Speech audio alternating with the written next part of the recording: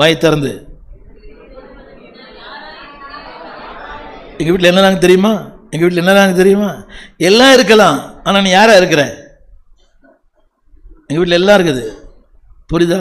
எங்க வீட்டில் எல்லாம் இருக்குது, புரியவே மாட்டேதில்லை. இந்த பசங்க தான் சொல்லுவானுங்க, டிராயர் திறந்து அவர் சில்லறை காசாக இருந்து நோட்டாக இருக்குதுன்னு. அது முக்கியம். இந்த பையனே கேட்குறான், இது எங்கேருந்து வந்துச்சுன்னு கேட்குறான் உங்கள் பையன். அது முக்கியமே இல்லை. கவனிங்க, நான் யாராக இருக்கிறேன்? ஆண்டோடைய பிள்ளையாக இருக்கிறேன், அவருடைய ஊழியனாக இருக்கிறேன், அவருடைய மகனாக இருக்கிறேன், அவருடைய மகளாக இருக்கிறேன், அவருக்கு ஏற்ற ஒரு பாத்திரமாக இருக்கிறேன், அவருக்கு பிரியமான பிள்ளையாக இருக்கிறேன். எல்லாம் கரெக்டாக சொல்லுங்கள், அவருக்கு பிரியமான பிள்ளையாக இருக்கிறேன், அவருக்கு பிரியமான பிள்ளையாக இருக்கிறேன். இங்கே வந்து கொட்டாய் வருதுன்னு ஆச்சரியமாகுது எனக்கு. ரைட், இவ்வளோ சத்தம் போட்டு 5ஆம் அதிகாரம் 3ஆம் வசனம்.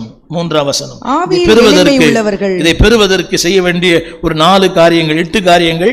இன்னைக்கு 4 காரியம் பேசுறேன், அடுத்த 4 காரியம் பேசுவேன். நம்பர் 1, ஆவியிலே எளிமை உள்ளவர்கள் பாக்கியவான்கள். எளிமை என்பது ஏழ்மை அல்ல. சொல்லுங்க எல்லாரும். நினைக்கிறாங்க ஏழ்மையா இருப்பது பரலோகத்துக்கு தகுதி நினைக்கிறாங்க. தப்பு, மன்னிக்கணும். ஏழ்மையா இருப்பதுனால பரலோகம் போயிடலாம், தப்பு. எவ்வளோ பெரிய பணக்காரங்களா இருக்கிறாங்க உங்களுக்கு தெரியுமா? உலகத்தின் பல தேசங்களில் எவ்வளோ பணம் இருக்குது, எவ்வளோ வசதி இருக்குது, ஆனால் அவங்க ஆண்டவரை நேசிக்கிறாங்க. மேல்நாடுகளில் அமெரிக்க நாடாக சரி, நார்வே ஒரு செல்வந்த நாடு, பல நாடுகளில் திரும்ப சொல்கிற அந்த எண்ணத்தை மாற்றிக்கணும். ஏழ்மை பரலோகத்துக்கு போவதற்கு தகுதி அல்ல. என்ன சொல்லுங்க? நிறைய பேர் நினைச்சுட்டு இருக்கிறாங்க பணக்காரங்களாம் போக மாட்டாங்க, அப்படி தப்பு அது. ஆனால் ஏழ்மை என்பது வேறு, எளிமை என்பது வேறு. ஒன்று சொல்லட்டுமா?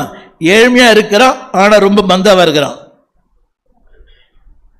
புரிய மாட்டேங்குதுல்ல? ஏழ்மையா இருக்கிறான், ஆனா ரொம்ப உயர்ந்த இடத்துல இருக்கிறாங்க, ரொம்ப தாழ்மையா இருக்கிறாங்க. எத்தனை பேர் பார்த்துருக்கிறீங்க? நீ வெளிப்புறமா பார்க்குறோம், அவங்க இவ்வளோ போட்டிருக்காங்க, அவ்வளோ போட்டிருந்தா கூட ரொம்ப தாழ்மையா இருக்கிறாங்க. ஒண்ணுமே இல்லை, ஆனால் ரொம்ப பந்தாவா இருக்கிறாங்க. யார் பாக்கியவான்? சத்தமா எளிமை உள்ளவர்கள். ஏசாயின் புஸ்தகம் 57ஆம் அதிகாரம் 15ஆம் வசனம். ஏசாயா 57:15. நித்தியவாசியும் பரிசுத்தர் என்கிற நாமம் உள்ளவருமாகிய மகத்துவமும் உன்னதமுமானவர் சொல்லுகிறார், உன்னதத்திலும் பரிசுத்த ஸ்தலத்திலும் வாசம் பண்ணுகிற நான் பணிந்தவர்களின் ஆவியை உயிர்ப்பிக்கிறதற்கும். ஒரு நிமிஷம், எல்லாம் படிக்கலாமா? எல்லாம் சொல்லுங்க.